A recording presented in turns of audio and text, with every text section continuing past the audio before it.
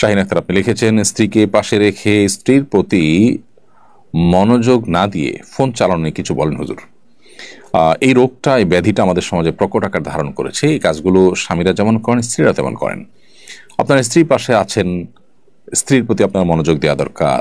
বাহির থেকে আপনি এসেছেন, এখন পরিবারের হক, তাদেরকে অ্যাটেনশন দেওয়া দরকার। নবী সাল্লাল্লাহু আলাইহি ওয়াসাল্লাম সুন্নাহ হলো বাসা যখন থাকবো আমরা, তখন বাসার মানুষজনের হক আদায় করা, তাদেরকে সময় দেওয়া। সেটা না করে আপনি মোবাইলে আসক্ত হয়ে টিপাটিপি করছেন উদ্দেশ্যহীনভাবে।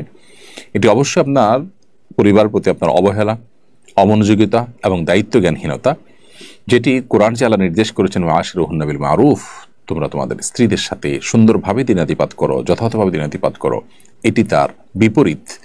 যার কারণে একজন আদর্শ মুসলমান এটি করতে পারেন না। ঠিক একইভাবে একজন স্ত্রী তার স্বামীর হক আদায় না করে তিনি ঘন্টাকে ঘন্টা ইউটিউবে, সোশ্যাল মিডিয়াতে, বিভিন্ন গ্রুপ ইত্যাদিতে এঙ্গেজ হয়ে আছেন।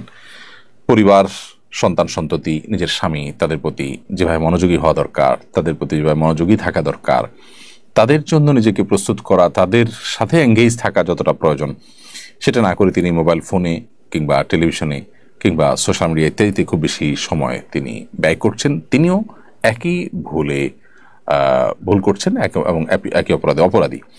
তো এই জায়গাটাতে আমাদের এই ব্যাধিটা দূর করা দরকার, যে সোশ্যাল মিডিয়ার আসক্তি কিংবা মোবাইল ফোনের টিপাটিপি, এটা যেন আমাদের পরস্পরের প্রতি যে কর্তব্য আছে, সেই কর্তব্যের জায়গা থেকে আমাদেরকে সরিয়ে না দেয়। আমরা যেন আসক্তির জায়গা চলে না যায়। আসক্তির জায়গা চলে গেলেই কিন্তু কর্তব্যর জায়গা থেকে সরিয়ে দিবে। স্বামী হিসাবে স্ত্রীর ভরণ পোষণের ব্যবস্থা করলেন, স্ত্রীর শারীরিক চাহিদা পূরণ করলেন, জাস্ট এটুকুই তার প্রতি আপনার একমাত্র কর্তব্য নয়। আপনি তাকে সময় দেয়া, তার কাজে সহযোগিতা করা, তার ভালো সঙ্গী হওয়া, তার সাথে একান্তে সময় কাটানো, এই সবগুলোই কিন্তু স্ত্রীর প্রতি আপনার যে কর্তব্যগুলো আছে তার মধ্য থেকে।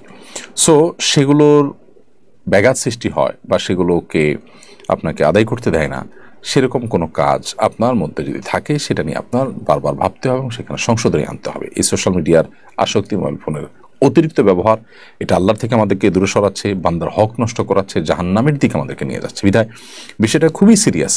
এটা কে খুব হালকাভাবে দেখার কোনো কারণ নেই। এই জন্য স্বামী হোক আর স্ত্রী, নারী হোক আর পুরুষ, সবাইকে এ ব্যাপারে দায়িত্বশীল আচরণ করতে হবে এবং এই ব্যাধি থেকে মুক্ত হওয়ার, সুস্থ হওয়ার চেষ্টা চালাতে হবে।